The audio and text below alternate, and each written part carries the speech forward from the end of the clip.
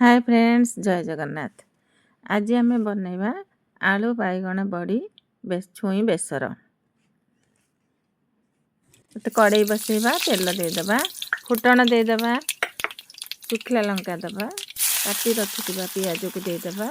पियाज हल्का ब्राउन होला परे आमे काटी रखिथिबा छुई आलू बाइगण को काट देदेबा। भल भाबरे भाजी नेबा। लूण, हलदी, लंका गुंड देदेबा। सोरिष मसला को भी ऐड करदेबा।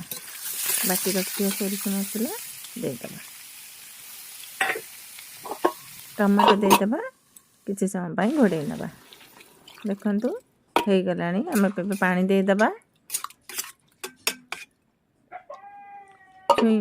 छुई आलू बेसर हमर हे गला रेडी। Thank you.